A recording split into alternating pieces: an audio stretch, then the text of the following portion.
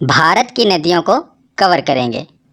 तो ये टॉपिक थोड़ा लंबा है, इसीलिए हम इसे 3 पार्ट्स में कवर करेंगे। तो वीडियो को शुरू करने से पहले मैं आपको इसका स्ट्रक्चर बता देता हूँ कि हम इसे कैसे कवर करेंगे।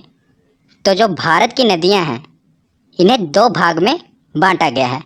एक है हिमालयी नदियाँ, दूसरा है प्रायद्वीपीय नदियाँ। जो हिमालयी नदियाँ हैं, इन्हें आगे 3 भागों में बांटा गया है: सिंधु नदी तंत्र, ब्रह्मपुत्र नदी तंत्र और गंगा नदी तंत्र। तो पूरे उत्तर भारत से लेकर पूर्वोत्तर भारत तक, यानी कि नॉर्थ से लेकर नॉर्थ ईस्ट तक इन नदियों का विस्तार है, हिमालयी नदियों का। तो आज के इस वीडियो में हम सिंधु नदी तंत्र और ब्रह्मपुत्र नदी तंत्र इसे कवर करेंगे। इससे नेक्स्ट पार्ट में जो गंगा नदी तंत्र है उसे कवर करेंगे, क्योंकि ये थोड़ा बड़ा टॉपिक है। गंगा नदी तंत्र तो सेकंड पार्ट में कवर करेंगे।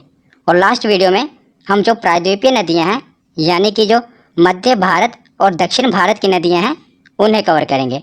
तो ये वीडियो 3 पार्ट्स में आएगी, मतलब कि भारत की नदियां हम 3 पार्ट्स में कवर करेंगे।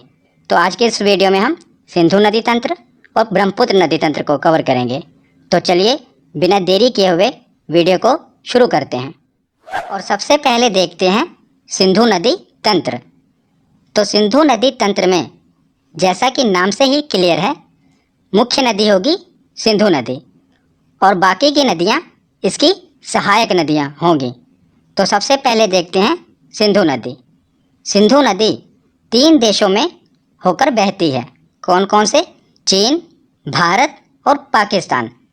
तो सिंधु नदी चीन के तिब्बत में मानसरोवर झील से निकलती है। तो ये चीन के तिब्बत में मानसरोवर झील से निकलती है और उसके बाद भारत के लद्दाख में एंटर करती है। तो फिर भारत के लद्दाख से होते हुए ये पाकिस्तान में जाती है और पाकिस्तान से गुजरते हुए अरब सागर में गिर जाती है। तो इसका उद्गम स्थल कहाँ हुआ? उद्गम स्थल क्या होता है? जहाँ से नदी की शुरुआत होती है। और मुहाना क्या होता है? जहाँ पर नदी खत्म होती है। तो सबसे पहले देखते हैं उद्गम स्थल। तो उद्गम स्थल है तिब्बत में मानसरोवर झील। याद रखिएगा, मानसरोवर झील से ये निकलती है। और मुहाना क्या है? कहाँ पर जाकर गिरती है? तो अरब सागर में। तो ये दोनों याद रखिएगा। तो उसके बाद है कि सिंधु नदी तंत्र में 2 नदियाँ तिब्बत से आती हैं। तो ये भी इम्पोर्टेंट है, क्योंकि जो बाकी नदियाँ हैं सिंधु नदी तंत्र की, वो भारत से निकलती हैं। पर 2 नदियाँ हैं जो भारत से बाहर चीन के तिब्बत से निकलती है। कौन कौन सी? एक तो खुद सिंधु नदी, ये भी मानसरोवर झील से निकल रही है। और दूसरी सतलुज नदी। तो ये भी देखिए, ये भी सा से शुरू हो रही है और ये भी सा से शुरू हो रहा है। मतलब कि सतलुज और सिंधु दोनों की शुरुआत सा से ही हो रही है। और एक है पहली नदी, मतलब कि सिंधु नदी तंत्र के सबसे ऊपरी नदी, और एक है सबसे लास्ट वाली नदी। ये दोनों नदियाँ भारत के बाहर मानसरोवर झील से निकलती हैं और बाकी की नदियाँ भारत से ही निकलती हैं। तो सिंधु नदी के दाएं तट पर भारत का लेह शहर स्थित है। कई बार ये क्वेश्चन पूछा जाता है कि किस नदी के तट पर कौन सा शहर स्थित है। तो जो लेह शहर स्थित है, ये सिंधु नदी के दाएं तट पर स्थित है। याद रखिएगा। अब हमने सिंधु नदी के बारे में पढ़ लिया। एक बार हम इसकी सहायक नदियाँ मैप में देख लेते हैं, उसके बाद डिटेल में पढ़ेंगे। तो सबसे पहले देखते हैं झेलम नदी। तो सिंधु नदी यह है सबसे ऊपर, उसके बाद इसकी सहायक नदी है झेलम नदी। तो झेलम नदी के बाद है चिनाब नदी। यही इसका सही क्रम है, याद रखिएगा। सबसे ऊपर है झेलम, उसके बाद है चिनाब, और उसके बाद है रावी नदी, उसके बाद है व्यास नदी, और सबसे लास्ट में है सतलुज नदी। सिंधु नदी तंत्र की शुरुआत सा से ही हो रही है, सिंधु से, और ख़त्म भी सा पर ही हो रही है, यानी कि सतलुज पर। सा से शुरू होकर सा पर ही ख़त्म हो रही है। तो सही क्रम क्या है? सबसे ऊपर है झेलम, फिर चिनाब, फिर रावी, व्यास और सतलुज। चिनाब नदी सिंधु नदी की सबसे बड़ी सहायक नदी है। कई बार ये क्वेश्चन एग्ज़ाम में पूछा गया है कि चिनाब नदी सबसे बड़ी सहायक नदी है किसकी? सिंधु नदी की। तो ये सहायक नदियों में सबसे बड़ी बहन है, बाकी की इसकी छोटी बहनें हैं। तो बड़ी बहन का क्या काम होता है कि छोटी बहनों की उंगली पकड़कर उनको रास्ता दिखाना। तो यही काम इसका है। ये चिनाब नदी सबसे बड़ी बहन है, बाकी की बहनें इसमें मिल जाती हैं, इसकी उंगली पकड़ लेती हैं और ये उनको उसके मंजिल तक पहुंचाती है, यानी कि बड़ी बहन के हिसाब से ये उनको रास्ता दिखाती है। ये सब नदियाँ इनमें जाकर मिल जाती हैं, मतलब कि जो बाकी की नदियाँ हैं ये चिनाब में मिल जाती हैं और चिनाब जाकर सिंधु नदी में मिल जाती है। इस प्रकार जो पांचों की पांचों नदियाँ हैं ये सिंधु नदी में मिल जाती हैं। आशा करता हूँ आपको ये याद रहेगा। तो अब आगे देखते हैं। जैसा कि आप मैप में देख रहे हैं, ये जितनी भी नदियाँ हैं ये भारत होते हुए पाकिस्तान जा रही हैं। इसीलिए पाकिस्तान को ये डर सता रहा था कि कहीं भारत इन नदियों को रोक न दे। इसीलिए भारत और पाकिस्तान के मध्य एक समझौता हुआ जिसे कहते हैं सिंधु जल समझौता। ये क्या है इसे देख लेते हैं। तो सिंधु नदी तंत्र के जल को लेकर भारत और पाकिस्तान के बीच 1960 में सिंधु जल समझौता हुआ जिसे कहते हैं इंडस रिवर ट्रीटी। तो इस संधि पर भारत के तत्कालीन प्रधानमंत्री जवाहरलाल नेहरू जी और पाकिस्तान के तत्कालीन राष्ट्रपति अयूब खान ने दस्तखत किए थे। ये दोनों, एक प्रधानमंत्री और दूसरे पाकिस्तान के राष्ट्रपति, इन्होंने हस्ताक्षर किए थे। इनके बीच हुआ था इंडस रिवर ट्रीटी। तो इस समझौते में क्या निर्णय लिया गया? जैसा कि आप जानते हैं सिंधु नदी तंत्र में कितनी नदियां हैं? तो 6 नदियां हैं। तो 6 नदियों में से 3 नदियों का अधिकार, मतलब कि 3 नदियों के पानी का अधिकार पाकिस्तान को दे दिया गया और 3 नदियों के पानी का अधिकार भारत को दे दिया गया। तो ये कौन कौन सी नदियां हैं यही एग्जाम में पूछा जाता है। तो जो ऊपर वाली 3 नदियां हैं, सिंधु नदी, झेलम नदी और चिनाब नदी, इन तीनों नदियों के पानी के इस्तेमाल का अधिकार पाकिस्तान को दे दिया गया। और जो नीचे की 3 नदियां हैं, रावी, व्यास और सतलुज, इन तीनों नदियों का अधिकार भारत को दे दिया गया। तो ऊपर की 3 नदियों का इस्तेमाल पाकिस्तान करेगा और नीचे की 3 नदियों का इस्तेमाल भारत करेगा। तो इस समझौते के तहत जो ऊपर की 3 नदियां हैं इनका पानी भारत नहीं रोक सकता। वहाँ पर विद्युत उत्पन्न कर सकता है, मतलब कि बिजली का उत्पादन कर सकता है, पर पानी नहीं रोक सकता। ये इसमें डिसाइड हुआ है। तो आशा करता हूँ आपको सिंधु जल समझौता समझ आ गया होगा। तो अब हम एक एक करके जो सिंधु नदी तंत्र की सहायक नदियाँ हैं इनको पढ़ते हैं। तो सबसे पहले हम शुरुआत करते हैं सिंधु नदी तंत्र की सबसे बड़ी सहायक नदी चिनाब से। तो चिनाब का उद्गम स्थल और मुहाना देख लेते हैं, क्योंकि एग्जाम में यही पूछा जाता है कि इस नदी का उद्गम स्थल बताओ, मुहाना बताओ, और जो विशेष बातें हैं वो भी हम पढ़ेंगे। तो सबसे पहले चिनाब नदी का उद्गम स्थल। तो चिनाब नदी कहाँ से निकलती है? बारालाचा दर्रा। ये मैंने आपको दर्रे की वीडियो में बताया था कि बारालाचा दर्रा कहाँ पर है, तो हिमाचल प्रदेश में है।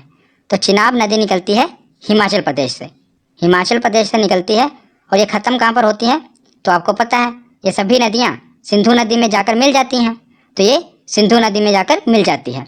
तो उसके बाद सिंधु नदी अरब सागर में गिर जाती है। तो याद रखिएगा ये बारालाचा दर्रा से निकलती है। और हिमाचल प्रदेश में चिनाब नदी को चंद्रभागा नदी के नाम से भी जानते हैं। तो इसे चंद्रभागा नदी क्यों कहते हैं? हिमाचल प्रदेश में 2 नदियां हैं, एक है चंद्र और दूसरी है भागा।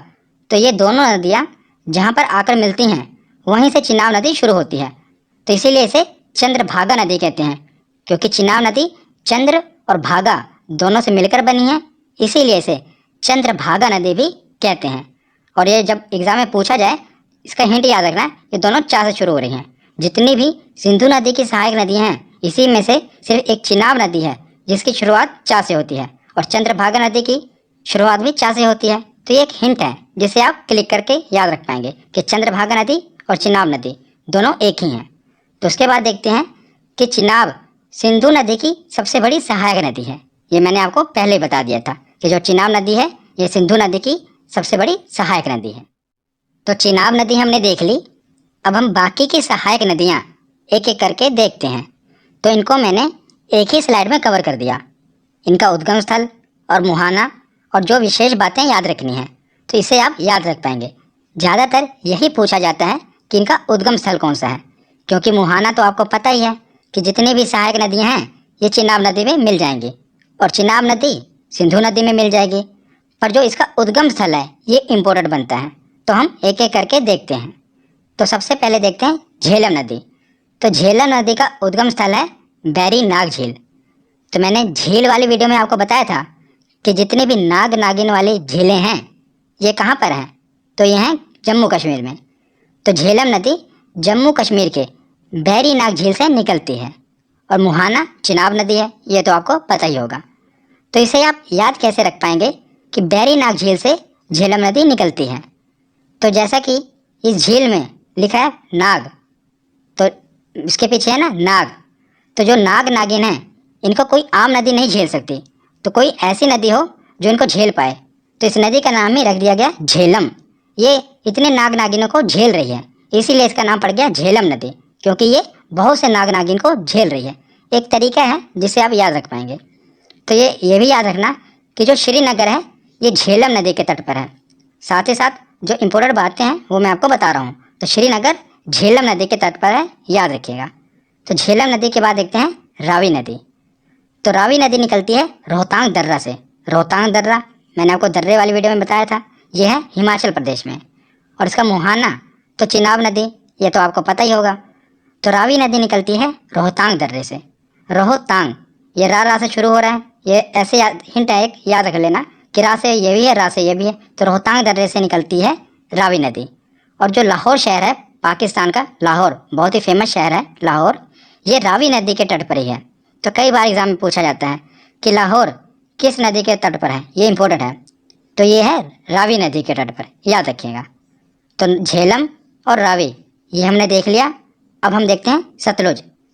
तो सतलुज नदी राकसताल जो कि मानसरोवर झील है तिब्बत में, वहाँ से निकलती है। तो मैंने आपको शुरुआत में बताया था कि दो नदियाँ हैं, एक तो सिंधु नदी और एक है सतलुज नदी। दोनों साथ से शुरुआत हो रही है, एक है पहली और एक है आखिरी। ये दोनों भारत के बाहर मानसरोवर झील से निकलती हैं। इसी प्रकार जो सतलुज नदी है वो कहाँ से निकल रही है, मानसरोवर झील के राकसताल से, याद रखिएगा। तो जो भाखड़ा बांध है ये सतलुज नदी पर है। कई बार एग्जाम में पूछा गया है कि भाखड़ा बांध किस नदी पर है, तो याद रखिएगा सतलुज नदी पर है भाखड़ा बांध। जितने भी बांध हैं इम्पोर्टेंट, मैं उस पर एक वीडियो लेकर आऊँगा, पर अभी आप देख लीजिए कि सतलुज नदी पर है भाखड़ा बांध। तो उसके बाद है व्यास नदी। ये सिंधु नदी तंत्र की आखिरी सहायक नदी है। तो याद रखिएगा रावी और व्यास दोनों का उद्गम स्थल रोहतांग दर्रा ही है, जो कि हिमाचल प्रदेश में है। कौन कौन सा, रावी और व्यास। इसे अगर मैं आपको एक हिंट बताऊं तो ये आप ऐसे याद रख सकते हैं, जैसा कि मैंने आपको बताया था कि रावी नदी कहाँ से निकलती है, तो रा से शुरू हो रही है रोहतांग दर्रे से। उसी प्रकार आप रावी लिख लीजिए, रावी ये कहाँ से निकल रही है, रोहतांग दर्रे से। तो रा से रावी हो गया और वा से व्यास हो गया, तो दोनों रोहतांग दर्रे से निकल रही हैं। रावी से ही आप क्लियर कर लेना, एक हिंट है, रावी नदी लिखेंगे तो दोनों रोहतांग दर्रे से निकल रही हैं, रा से रावी और वा से व्यास। दोनों कहाँ से निकल रही हैं, रोहतांग दर्रे से। तो व्यास नदी इकलौती ऐसी नदी है जो भारत में ही शुरू होती है और भारत में ही खत्म हो जाती है। तो ये सतलुज नदी में जाकर मिल जाती है और सतलुज नदी इसे चिनाब नदी में मिला देती है। तो याद रखिएगा ये भारत में ही शुरू होती है और भारत में ही खत्म हो जाती है। और सबसे ज़्यादा इम्पोर्टेंट है, पंजाब के हरिके क्षेत्र में सतलुज और व्यास का ये जहाँ पर संगम हो रहा है, यहीं से एक नहर निकलती है जिसे कहते हैं इंदिरा गांधी नहर। ये भारत की सबसे बड़ी नहर है, इसीलिए इम्पोर्टेंट है, याद रखिएगा। जहाँ पर सतलुज और व्यास का संगम हो रहा है यहीं से निकलती है एक नहर जिसका नाम है इंदिरा गांधी नहर, और ये हमारे भारत की सबसे बड़ी नहर है। तो सिंधु नदी तंत्र के बाद अब देखते हैं ब्रह्मपुत्र नदी तंत्र। तो ब्रह्मपुत्र नदी भी तिब्बत के मानसरोवर झील के पास से निकलती है। तो तीन नदियां हो गईं जो मानसरोवर झील से निकलती हैं। कौन कौन सी, सिंधु, सतलुज और ये ब्रह्मपुत्र नदी। तो ये एग्ज़ाम में पूछा जाता है कि मानसरोवर झील से कौन सी तीन नदियां निकलती हैं।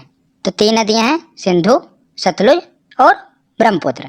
तो यह तीन देशों से होकर बहती है ब्रह्मपुत्र नदी। कौन कौन से, चीन, भारत और बांग्लादेश। तो ये चीन के तिब्बत से निकलती है और भारत में यहाँ पर अरुणाचल प्रदेश में है नामचा बरवा पर्वत। मैंने आपको पर्वत वाली वीडियो में बताया था। तो यहाँ से टकराकर ये यू टर्न लेती है और भारत में प्रवेश करती है। तो भारत से होते हुए ये बांग्लादेश में जाती है और बांग्लादेश से ये सीधा बंगाल की खाड़ी में जाकर गिर जाती है। तो याद रखिएगा चीन, भारत और बांग्लादेश ये तीन देशों से होकर गुजरती है। और ब्रह्मपुत्र की कुल लंबाई है 2900 किलोमीटर। इसकी टोटल लंबाई 2900 किलोमीटर है, पर भारत में इसकी लंबाई है 916 किलोमीटर। और ब्रह्मपुत्र भारत की सबसे चौड़ी नदी है, याद रखिएगा, यह है सबसे चौड़ी नदी है भारत की। और ब्रह्मपुत्र नदी को अन्य नामों से जाना जाता है, मतलब इसके और भी नाम हैं और यही इम्पोर्टेंट है। तो तिब्बत में इसे जानते हैं यारलुंग सांगपो नाम से। तो तिब्बत में ब्रह्मपुत्र नदी को कहते हैं सांगपो नदी। और अरुणाचल प्रदेश में, जब ये अरुणाचल प्रदेश में एंटर करती है तो इसे कहते हैं दिहांग नदी। और यही नदी जब आगे बढ़कर असम में जाती है तो असम में कहते हैं ब्रह्मपुत्र नदी। और यही नदी जब आगे बांग्लादेश में जाती है तो वहाँ पर इसे कहते हैं जमुना नदी। तो इसके सभी नाम याद रखिएगा क्योंकि ये एग्जाम में पूछे जाते हैं। तिब्बत में कहते हैं सांगपो, अरुणाचल में कहते हैं दिहांग, असम में कहते हैं ब्रह्मपुत्र और बांग्लादेश में कहते हैं जमुना। तो ब्रह्मपुत्र नदी के बारे में हमने पढ़ लिया। अब हम देखते हैं ब्रह्मपुत्र की सहायक नदियाँ। वैसे तो ब्रह्मपुत्र की बहुत सी सहायक नदियाँ हैं, पर जो इम्पोर्टेंट हैं मैंने वो कवर की हैं। यही ज़्यादातर एग्ज़ाम में पूछी जाती हैं। अगर आप ग्रुप डी की तैयारी कर रहे हैं या खलासी की तैयारी कर रहे हैं तो सीधा बस सहायक नदियाँ याद रख लीजिए, वही पूछा जाएगा कि कौन सी सहायक नदी ब्रह्मपुत्र की सहायक नदी है। पर अगर आप पीसीएस लेवल की तैयारी कर रहे हैं तो पीसीएस लेवल के एग्ज़ाम में ये भी पूछा जाता है कि कौन सी सहायक नदी दाईं ओर से आकर मिल रही है, कौन सी बाईं ओर से आकर मिल रही है। मैंने वो भी कवर किया है, तो दोनों मैं आपको याद कराऊंगा। तो सबसे पहले देखते हैं कि बाईं ओर से यानी कि लेफ्ट साइड से कौन सी मिल रही है। तो ये तो आपका दाईं ओर होगा, पर नदी का ये बाईं ओर होगा। क्यों? क्योंकि नदी ऊपर से आ रही है नीचे की ओर। अगर आप अपने आप को ऊपर से नीचे की ओर देखेंगे तो ये आपका दाईं ओर होगा और ये बाईं ओर होगा। तो इसी प्रकार हम तो नदी के हिसाब से देखेंगे ना, नदी ऊपर से नीचे की ओर आ रही है तो ये नदी का बाईं ओर है और ये दाईं ओर है। तो सबसे पहले देखते हैं कि बाईं ओर आकर कौन कौन सी सहायक नदियाँ मिलती हैं। तो चलिए बाईं ओर से शुरू करते हैं। तो सबसे ऊपर है दिबांग नदी, उसके नीचे है लोहित नदी। और याद रखिएगा लोहित नदी को खूनी नदी भी कहते हैं। एग्जाम में पूछा जाता है कि कौन सी नदी है जिसे खूनी नदी कहते हैं, वो है लोहित नदी। और दिबांग नदी और लोहित नदी दोनों इम्पोर्टेंट हैं, ज़्यादातर पूछी जाती हैं। उसके बाद है धनसिरी नदी और उसके बाद है कोपिली नदी। तो ये चारों नदियाँ ब्रह्मपुत्र की सहायक नदी हैं जो बाईं ओर से जाकर मिलती हैं। कौन कौन सी? दिबांग, लोहित, धनसिरी और कोपिली। तो इसे आप याद कैसे रखोगे ये मैं आपको एक कहानी से बताता हूँ। क्योंकि अगर आपको बाईं ओर वाली सहायक नदियाँ पता होंगी तो जो बाकी बची वो दाईं ओर से आएंगी, तो हम बाईं ओर वाली याद रखते हैं। तो चार नदियाँ हैं दिबांग, लोहित, धनसिरी और कोपिली नदी। तो कहानी क्या है कि जो ब्रह्मपुत्र नदी है ये भारत की सबसे चौड़ी नदी है। इसमें तैरना आसान नहीं है क्योंकि जो इसका प्रवाह है वो काफ़ी तेज़ होता है और काफ़ी चौड़ी नदी है। तो अगर किसी आदमी को जिसको स्विमिंग ना होती हो उसे इस नदी के पास ले जाया जाए और तैरने को कहा जाए तो उसका दिल जोर से धक धक करने लगेगा। वो डर जाएगा कि भाई मैं कैसे तैर पाऊँगा, इसमें तो बड़े बड़े जो स्विमर हैं वो भी तैर नहीं पाएंगे। तो याद रखिएगा उसका दिल धक धक करने लगेगा। उसी से हम याद रखेंगे। देखिए यह है दिबांग नदी और यह है लोहित, दोनों की शुरुआत हो रही है दिल। तो हो गया दिल, यह धनसिरी ध और आगे है कोपिली क। तो दिल धक, दिल धक से आप याद रखेंगे। ये तो आप याद रख लेंगे कि इसकी सहायक नदी हैं, पर अगर आपको ये याद ना रहा कि दाईं ओर से मिलती हैं तो कि बाईं ओर से मिलती हैं, ये कैसे याद रख पाएंगे? तो जो आपका दिल धक धक हो रहा है आप हाथ लगाइए, दाईं ओर हो रहा है या बाईं ओर, तो आपको पता चल गया होगा कि ये जो दिल है हमारा बाईं ओर है। तो इसे याद रख पाएंगे कि दिल धक धक हो रहा है तो बाईं ओर है दिल, तो ये बाईं ओर से मिलती हैं। तो ये आप याद रख लीजिएगा। तो उसके बाद देखते हैं अब हम दाईं ओर वाली नदियाँ। बाईं ओर वाली याद हो गई, अब दाईं ओर वाली देखते हैं। तो सबसे इम्पोर्टेंट है तिस्ता। तिस्ता नदी जो है ये चोलामू झील से निकलती है। झील वाली वीडियो में मैंने आपको बताया था कि जो चोलामू झील है ये भारत की सबसे ऊंची झील है, सिक्किम में है। तो वहीं से निकलती है तिस्ता नदी और वहाँ से आकर ये मिल जाती है ब्रह्मपुत्र नदी में। उसके बाद है संकोच नदी और उसके बाद है मानस नदी और उसके बाद है सुबनसिरी नदी। तो ये चार नदियाँ हैं, ये मिलती हैं दाईं ओर से, और ये हैं चार नदियाँ ये मिलती हैं बाईं ओर से। तो बाईं ओर वाली तो आपको याद रहेंगी ना कि दिल धक धक करने लगता है। अगर कोई आदमी ब्रह्मपुत्र में तैरने को कह दे तो दिल धक से याद रखेंगे और दिल धक धक हमारा दिल कहाँ पर है, तो बाईं ओर है, तो ये बाईं ओर से मिलती हैं। तो उसके बाद लास्ट में देखते हैं कि दुनिया का सबसे बड़ा नदी द्वीप माजुली, जो कि ब्रह्मपुत्र नदी में ही है और ये असम में है। जो जहाँ से असम में ब्रह्मपुत्र नदी गुजरती है ना, वहीं पर सबसे बड़ा नदी द्वीप है माजुली। ये दुनिया का सबसे बड़ा नदी द्वीप है और असम ने तो इसे द्वीप जिला भी घोषित कर दिया है, इसको एक जिला घोषित कर दिया है माजुली के। याद रखिएगा, इतना बड़ा ये द्वीप है माजुली द्वीप, ये ब्रह्मपुत्र नदी पर है। तो यहाँ पर हमारा थ्योरी सेक्शन कंप्लीट होता है। अब हम देखते हैं कि हमारे प्रीवियस ईयर के क्वेश्चन कितने सही होते हैं। तो चलिए प्रीवियस ईयर के क्वेश्चन लगाते हैं। तो चलिए प्रीवियस ईयर क्वेश्चन देखते हैं कि हमारे कितने क्वेश्चन सही होते हैं। सबसे पहला प्रश्न है कि सिंधु नदी का उद्गम स्थल कौन सा है। तो बताइए कि सिंधु नदी का उद्गम स्थल कौन सा है। तो ये कहाँ से निकलती है, मानसरोवर झील से। इसका ऑप्शन होगा ए। अगला प्रश्न है कि तिब्बत के मानसरोवर झील से कौन सी नदी निकलती है। तो तिब्बत के मानसरोवर झील से 3 नदियाँ निकलती हैं। कौन कौन सी, सिंधु, सतलुज और ब्रह्मपुत्र। तो इसका सही ऑप्शन होगा ऑप्शन डी, तीनों नदियाँ तिब्बत के मानसरोवर झील से निकलती हैं। अगला प्रश्न है कि सिंधु नदी जल समझौते के अनुसार कौन सी नदी पाकिस्तान द्वारा शासित नहीं है। मतलब कि किस नदी का इस्तेमाल, किस नदी का अधिकार पाकिस्तान को नहीं है। तो 3 नदियाँ थी ऊपर वाली, कौन कौन सी थी, सिंधु, झेलम और चिनाब। ये 3 नदियाँ हैं पाकिस्तान के अधिकार में। तो बची कौन, रावी। इस पर पाकिस्तान का शासन नहीं है, तो याद रखिएगा कौन सी, रावी नदी। अगला प्रश्न देखते हैं कि सिंधु नदी की सबसे बड़ी सहायक नदी कौन सी है। तो कौन सी है सबसे बड़ी सहायक नदी, तो ये है चिनाब नदी। यही है ना सबसे बड़ी बहन चिनाब नदी, यही सिंधु नदी की सबसे बड़ी सहायक नदी है। अगला प्रश्न है कि मानस नदी किस नदी की सहायक नदी है। तो बताइए मानस नदी किस नदी की सहायक नदी है। तो यह है ब्रह्मपुत्र नदी की सहायक नदी। और बताइए दाईं ओर से मिलती है ये बाईं ओर से। तो दिल धक, दिल धक में तो ये आ नहीं रहा ना, दिल धक, तो बचा है ये, तो ये राइट साइड से मिलेगी, मतलब कि दाईं ओर से। तो याद रखिएगा। अगला प्रश्न है कि भारत में सांगपो नदी को किस नाम से जाना जाता है। तो सांगपो नदी को किस नाम से जानते हैं, तो ब्रह्मपुत्र नदी के नाम से जानते हैं भारत में। सांगपो नदी को, मतलब कि ब्रह्मपुत्र नदी को तिब्बत में कहते हैं सांगपो नदी, और भारत में अरुणाचल प्रदेश में कहते हैं दिहांग, और असम में कहते हैं ब्रह्मपुत्र। तो अगला प्रश्न है रावी नदी का उद्गम स्थल कौन सा है। तो बताइए रावी नदी कहाँ से निकलती है। तो मैंने आपको बताया था दोनों की शुरुआत हो रही है रा से। तो इसका सही ऑप्शन होगा ऑप्शन ए, रोहतांग दर्रा। रोहतांग दर्रे से निकलती है रावी नदी। अगला प्रश्न है कि अरुणाचल प्रदेश में प्रवेश करने के बाद ब्रह्मपुत्र नदी को किस नाम से जाना जाता है। तो जब ये अरुणाचल प्रदेश में प्रवेश करती है ब्रह्मपुत्र नदी, तो इसे किस नाम से जानते हैं। तो इसे कहते हैं दिहांग नदी। अरुणाचल प्रदेश में प्रवेश करती है तो दिहांग कहते हैं, जब असम में जाती तो इसे ब्रह्मपुत्र कहते हैं, याद रखिएगा। तो अगला प्रश्न है कि हिमाचल प्रदेश में चंद्रभागा नदी किसको कहते हैं। तो बताइए इसकी भी ट्रिक क्या थी। तो चा से शुरुआत हो रही है, चा से इसकी भी शुरुआत हो रही है, तो चंद्रभागा नदी को ही चिनाब नदी कहते हैं। चिनाब नदी को चंद्रभागा नदी क्यों कहते हैं, क्योंकि ये चंद्रा और भागा नदी से मिलकर बनी है, इसीलिए इसे चंद्रभागा नदी कहते हैं। अगला प्रश्न है कि भारत की सबसे चौड़ी नदी कौन सी है। तो बताइए कौन सी है चौड़ी नदी। तो ये है ब्रह्मपुत्र नदी। अगला प्रश्न है कि दुनिया का सबसे बड़ा नदी द्वीप माजुली किस नदी पर है। तो माजुली नदी द्वीप है ब्रह्मपुत्र नदी में। कहाँ पर, असम में। और आज की वीडियो का आखिरी प्रश्न है कि लाहौर किस नदी के तट पर है। तो लाहौर किस नदी के तट पर है। तो यह है रावी नदी। मैंने आपको कहा था ये इंपॉर्टेंट है, याद रखिएगा कि लाहौर किस नदी के तट पर है, तो रावी नदी के तट पर।